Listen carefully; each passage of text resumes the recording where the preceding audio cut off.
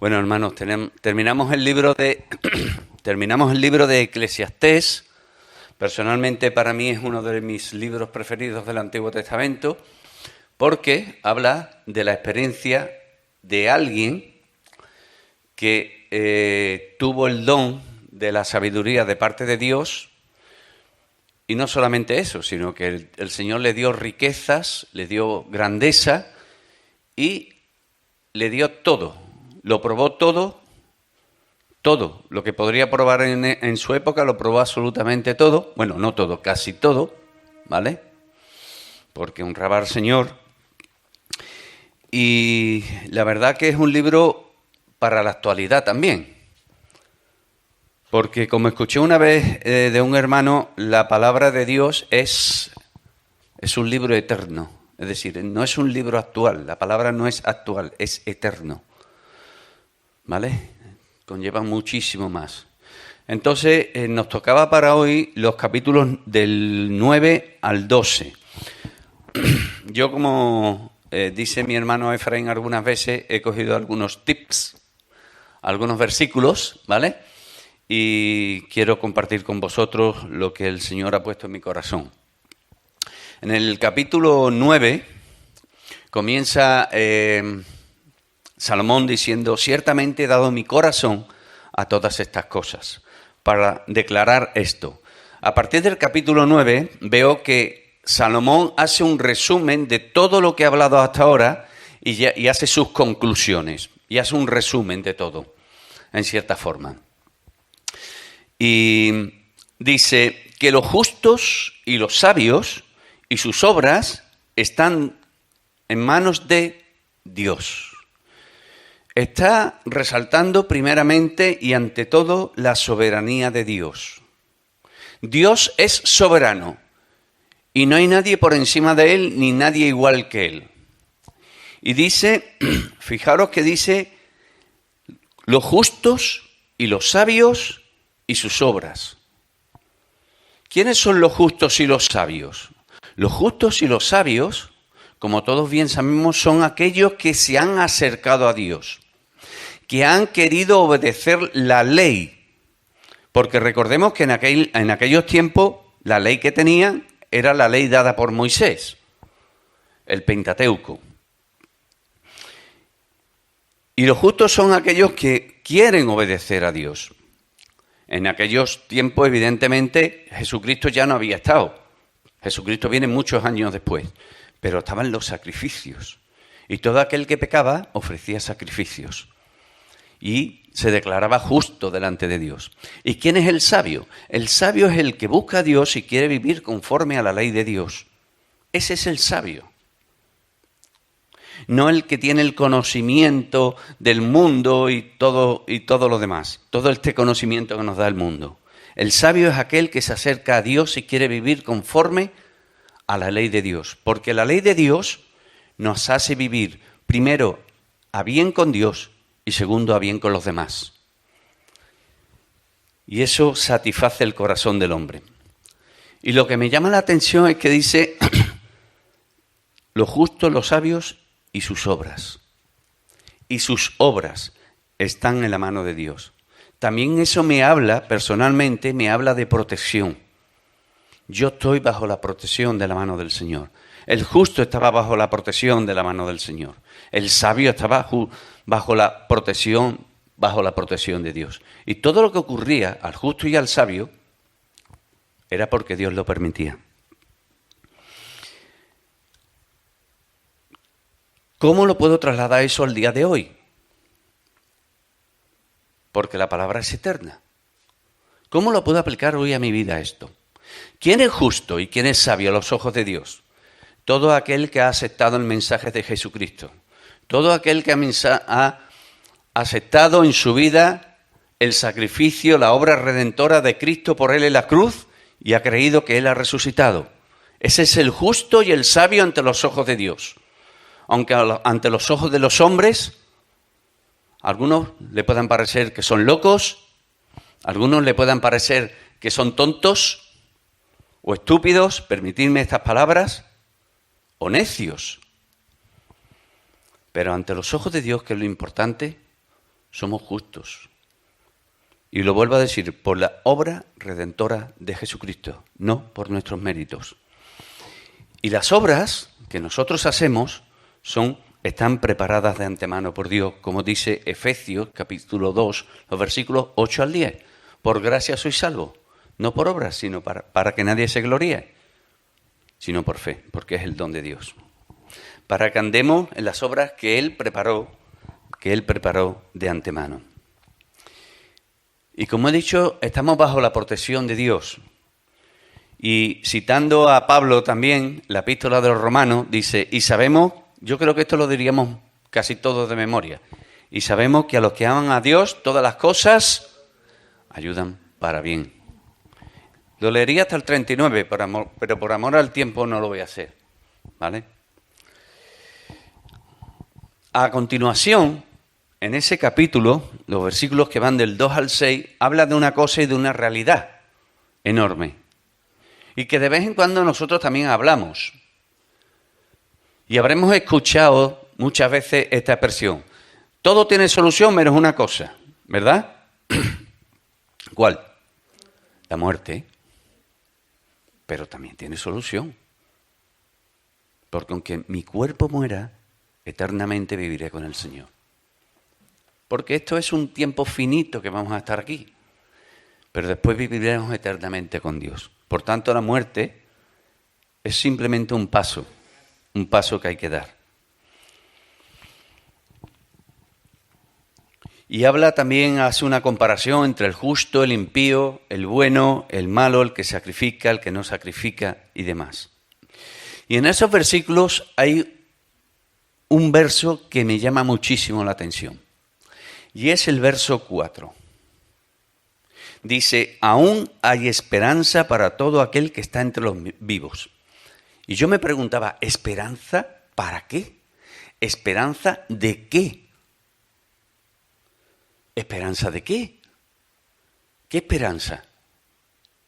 Personalmente hablo,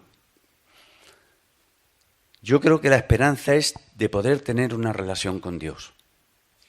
Porque ha estado hablando durante todo el libro, durante todos estos capítulos anteriores, ha estado hablando y repitiendo siempre una frase. Vanidad de vanidades, todo es. Si el mundo lo que te ofrece es vanidad, ¿qué esperanza te puede ofrecer? Ninguna.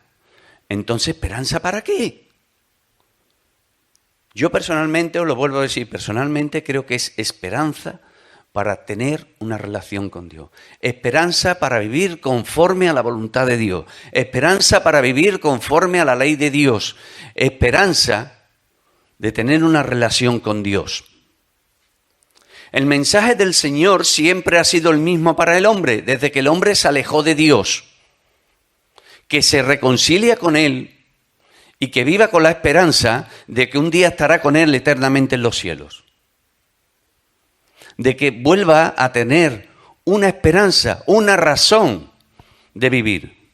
Fijaos lo que dice el apóstol Pablo a los Efesios en el capítulo 2, versículo 12. En aquel tiempo, en el pasado, cuando no habíais escuchado el Evangelio, estabais sin Cristo, alejados de la ciudadanía de Israel y ajenos a los pactos de la promesa, sin esperanza y sin Dios. Fijaos lo que dice, sin esperanza y sin Dios en este mundo. Dice el apóstol Pedro en su primera carta, en el capítulo 1, versículos 3 y 4. Bendito el Dios y Padre de nuestro Señor Jesucristo, que según su grande misericordia nos hizo renacer, ¿para qué? Para una esperanza viva. Una esperanza viva. Por la resurrección de Jesucristo de los muertos, para una herencia incorruptible, incontaminada e inmarcesible, reservada en los cielos para vosotros. Pero ¿quiénes son esos vosotros? Aquellos que han rendido su corazón a Cristo. Aquellos que han rendido su corazón a Dios a través de la obra redentora del Señor Jesucristo.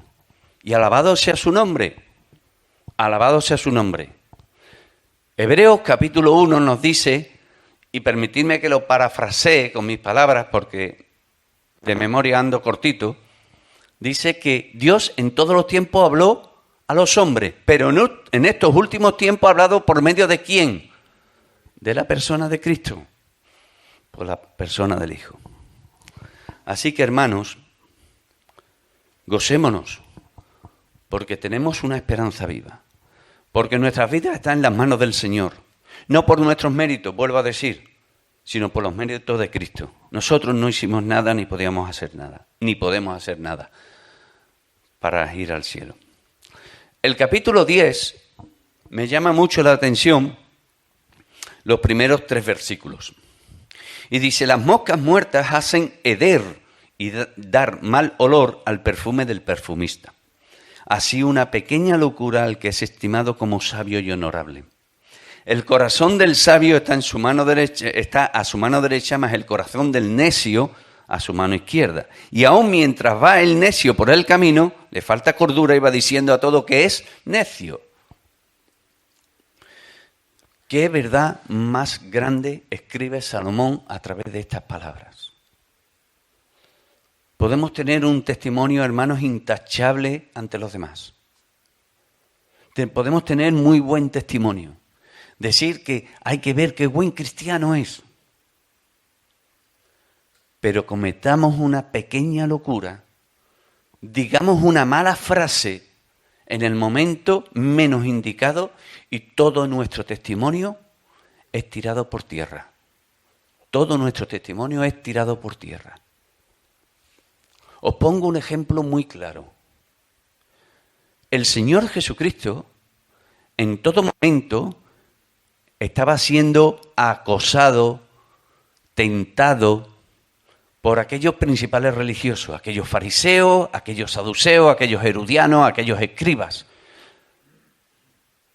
Si el Señor Jesucristo hubiera cometido un único fallo, su testimonio hubiera quedado tirado por tierra. Solamente por un solo mal testimonio. Así que seamos sabios, hermano. Seamos sabios a la hora de hacer las cosas y a la hora de responder. Dice Proverbios capítulo 15, versículo 28, el corazón del justo piensa para responder. Seamos pacientes, seamos prudentes a la hora de responder, a la hora de hacer las cosas.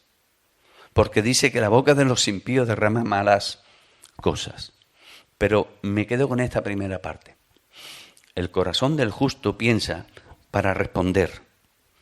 Así que seamos pacientes, tengamos cuidado a la hora de hacer las cosas. Un poco más adelante, en el versículo, voy a dar un pequeño salto. Los versículos que van del 2 al 19, no los voy a leer, pero todo este capítulo 10 habla, igual que el capítulo 9, habla sobre la diferencia del sabio y el necio. Y esa sabiduría se refleja en una cosa. El que es sabio actúa, es diligente, pero el que es necio es perezoso. Se queda pensando qué hacer, cuándo hacer, cómo hacer, y al final no actúa. Al final no actúa. Dice en ese capítulo, en esos versículos dice, versículo 12 en adelante lo voy a leer, dice, las palabras de la boca del sabio son llenas de gracia, y así es como debe de ser nuestro hablar, con gracia, mas los labios del necio causan su propia ruina. El principio de las palabras de su boca es necedad y el fin de su charla nocivo desvarío. El necio multiplica palabras aunque no sabe nadie lo que ha de hacer. ¿Y quién le hará saber lo que es después de él será? El trabajo de los necios los fatiga porque no saben por dónde ir a la ciudad. Ay de ti, tierra, cuando tu rey es muchacho y tus príncipes banquetean de mañana. Es decir, están en todo tiempo haciendo fiestas. Lo único que les preocupa es el placer. Pero sigue diciendo, bienaventurada tú, tierra, cuando tu rey es hijo de noble y tus príncipes comen a su hora para reponer sus fuerzas y para no beber. Por la pereza se cae la techumbre y por la flojedad de las manos se llueve la casa. Qué verdad más grande. Aquel que es sabio sabe cuándo actuar y cómo actuar. Aquel que es necio se preocupa más de dar placer a sus propios gustos, a la carne, pero no actúa. Dice que la mano del diligente enriquece, más la mano del negligente empobrece, dice la palabra. Dice también en Proverbios capítulo 12, versículo 18, hay hombres cuyas palabras son como golpes de espada, mas la lengua de los sabios, fijaos lo que dice, es medicina. Es medicina. Y esto me recordaba una cosa que yo escuché hace tiempo, y es que la iglesia del Señor es un pequeño hospital, porque todos venimos heridos de algo en la vida. Y lo que necesitamos son palabras de amor, palabras de gracia, y no palabras como espada. Así que seamos sabios, hermanos, seamos sabios cuando nos visitan, cuando vienen personas que necesitan escuchar del Señor y que necesitan ser escuchadas. Dice, andad sabiamente para con los de afuera redimiendo el tiempo. Colosenses 4:6. Sea vuestra palabra siempre con gracia, sazonada con sal, para que sepáis cómo debéis responder a cada uno. A cada uno. En el capítulo 11 sigue hablando sobre la pereza y sigue hablando sobre la diligencia, sobre el diligente y el negligente. Y me llama la atención los últimos versículos y el primer versículo del capítulo 12. Dice, alégrate joven en tu juventud y tome placer tu corazón en los días de tu adolescencia. Y anda en los caminos de tu corazón y en la vista de tus ojos, pero sabe que sobre todas estas cosas te juzgará Dios. Quita pues de tu corazón el enojo y aparta de tu carne el mal, porque la adolescencia y la juventud son vanidad. Acuérdate de tu Creador en los días de tu juventud, antes que vengan los días malos y lleguen los años en los cuales digas, no tengo contentamiento. Está muy claro de que estos versículos hablan para la juventud, para los adolescentes. Aquí tenemos algunos. Pero hermano, ¿no nos habla también a nosotros, los que somos menos jóvenes? ¿Qué estamos haciendo con nuestras vidas? ¿Estamos andando algunas veces o muchas veces en los caminos de nuestros corazones y en la vista de nuestros ojos? Me dirijo a todos, en general. ¿Qué estamos haciendo? ¿Cómo estamos viviendo? Fijaos que Salomón está hablando de una realidad, de lo que él ha visto con sus propios ojos. Y es que desde nuestra juventud, desde nuestra niñez, estamos andando para darnos ¿qué? Para darnos placer a nuestro sentido, en todo momento. Y se dirige a los jóvenes y le dice, y anda en los caminos de ¿quién? En los caminos de tu corazón. Pero ¿cómo es el corazón del hombre? ¿Cómo lo ha declarado Salomón? Un corazón lleno de maldad, un corazón lleno de pecado, un corazón lleno de odio, un corazón que solamente sabe satisfacerse a él mismo, un corazón egoísta. Fijaos lo que le dice, camina en los caminos de tu corazón, pero no es que le esté aconsejando eso, es que le está hablando de una realidad, porque después, fijaros el consejo que le va a dar después, y en la vista de tus ojos.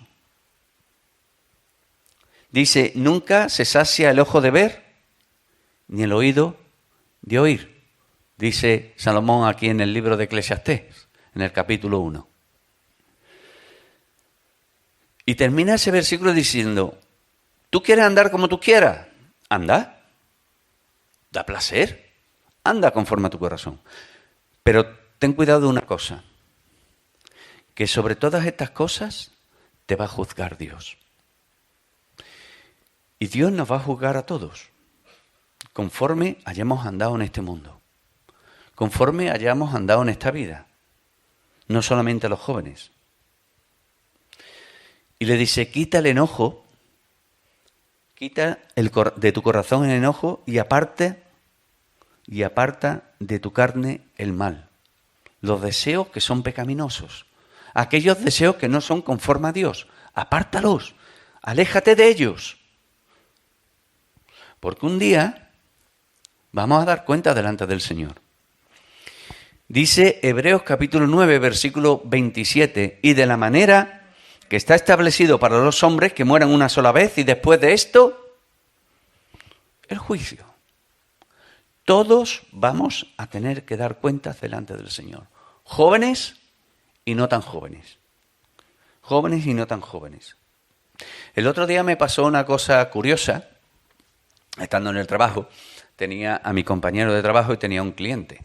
Y estaban hablando sobre el día de Nochevieja, del último día, y hubo una expresión que declaró claramente qué es lo que había en el corazón de cada uno de ellos.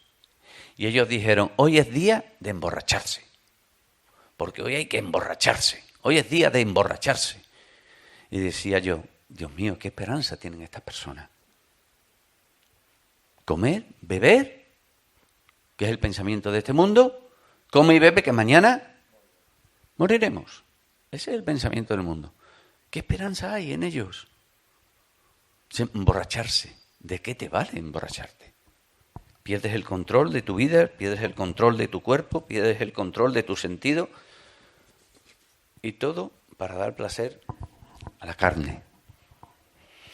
Dar placer a la carne. Los versículos, voy terminando, los versículos del capítulo 12, los versículos que van desde el 2 hasta el 8, Salomón va describiendo el deterioro del cuerpo del hombre. Cómo el paso del tiempo va haciendo mella en nuestra salud. Y lo declara haciendo unas comparaciones. Y vemos que eso es una realidad. Los que ya pasamos de los 40... por no decir de los 50, ya se nos van notando los achaques, ¿verdad? Los que nos anteceden o los que nos preceden, esos achaques empezaron mucho más tarde, pero a nosotros nos está saliendo antes, ¿verdad? Ya la tensión, el azúcar, la artritis, la artrosis, por no decir otras cosas, van saliendo. Porque el tiempo no pasa en balde sobre el cuerpo. No pasa en balde, hermanos. Así que seamos sabios a la hora de vivir en este mundo el tiempo que nos quede, que no lo sabemos. No sabemos cuándo vamos a partir de este mundo. No lo sabemos. Los versículos 9 al 11 me gustan mucho y me llama mucho la atención. Fijaos lo que dice allí Salomón. Y cuanto más sabio fue el predicador, tanto más enseñó sabiduría al pueblo, e hizo escuchar, e hizo escudriñar, y compuso muchos proverbios. Procuró el predicador hallar palabras agradables y escribir rectamente palabras de verdad. Las palabras de los sabios son como aguijones y como clavos hincados son las de los maestros de las congregaciones dadas por un pastor. Fijaos, ¿qué podemos aprender de aquí, hermanos? ¿Qué podemos aprender de aquí, de estas palabras? El predicador, tanto más supo, tanto más conocimiento, tanto más sabiduría del Señor tenía, así la compartió. No se quedó para sí aquella sabiduría que Dios le dio. sino que la compartió con sus oyentes, con su pueblo, con los que estaban cercanos. La pregunta para nosotros puede ser la siguiente: ¿qué hacemos con el conocimiento que nos da Dios? A través de su palabra, a través de las experiencias de la vida para aconsejar a otros. ¿Qué hacemos? ¿La compartimos o nos la guardamos para nosotros? ¿Qué hacemos? Porque un día, hermanos, y esto no es para meter miedo, tendremos que dar cuenta delante de Dios. De gracia recibimos, hermano, demos de gracias. Demos de gracia. Si el Señor nos ha bendecido con su palabra y nos ha bendecido con alguna experiencia a través de su palabra, compartámoslo con los demás, no nos callemos. Es que, de verdad os lo digo, hermano, no sabemos cuánto podemos bendecir a otra persona si compartimos eso con esa persona.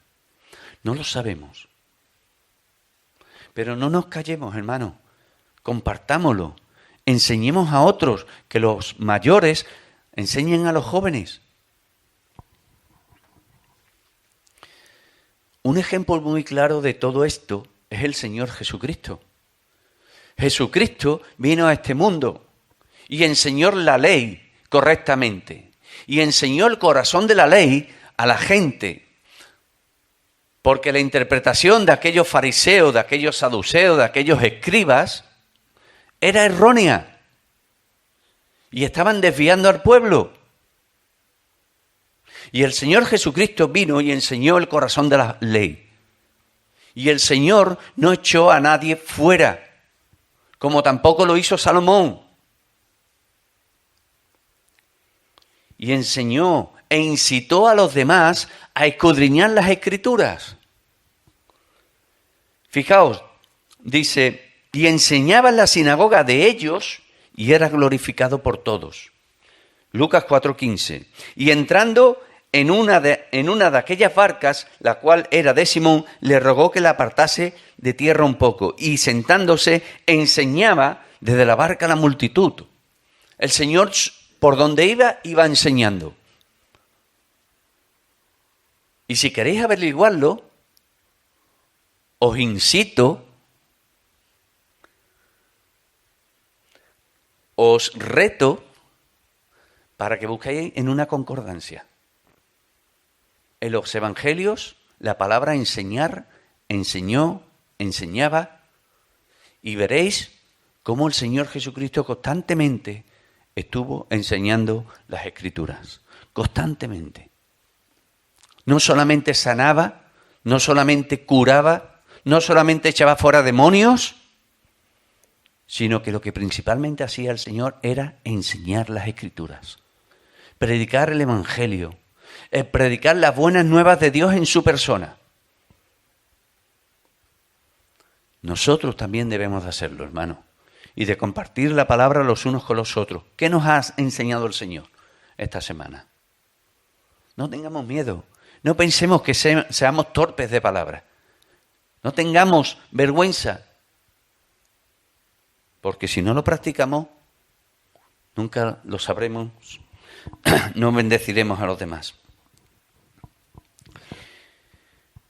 2 citas más sobre el Señor Jesucristo.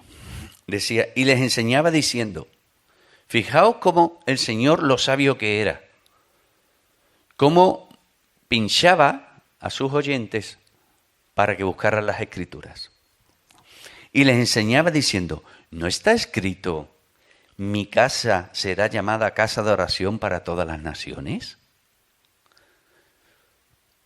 Mas vosotros la habéis hecho cueva de ladrones. Pero fijaos cómo lo incitaba. Escudriñad las Escrituras, porque a vosotros parece que en ellas tenéis la vida eterna, y ellas son las que dan testimonio de mí. Testimonio de mí. Termino, hermanos. Versículos 12, 13 y 14. Ahora, hijo mío, a más de esto, sea amonestado. No hay fin de hacer muchos libros, y el mucho estudio es fatiga de la carne. El fin de todo perdón. El fin de todo el discurso oído es este. Y aquí ya termina Salomón, concluyendo y haciendo un resumen y dando su propia opinión de todo lo que ha vivido en su vida. Teme a Dios y guarda sus mandamientos, porque esto es el todo en el hombre. Esto es el todo en el hombre. Temer a Dios, respetar a Dios y guardar sus mandamientos. Porque Dios traerá toda obra a juicio, juntamente con toda cosa encubierta, sea buena o sea mala. Fijaos que termina diciendo, cuidado, que un día tendremos que dar cuenta a Dios de todas nuestras obras. Y termino con dos citas, una del Antiguo Testamento y otro del Nuevo Testamento en palabras del Señor Jesucristo. Ahora pues Israel, y permitidme una cosita, en vez de Israel, poner vuestro nombre, el de cada uno de vosotros, el de José, el de Néstor, el de Lucas, el mío, el de Efraín, el de Conchi, el de Eva, de cada uno de los que estáis aquí presentes. Ahora pues, permitidme que lo haga así, Pablo, ¿qué pide Yahvé tu Dios de ti? Sino que temas a Yahvé tu Dios, que andes en todos sus caminos y que lo ames.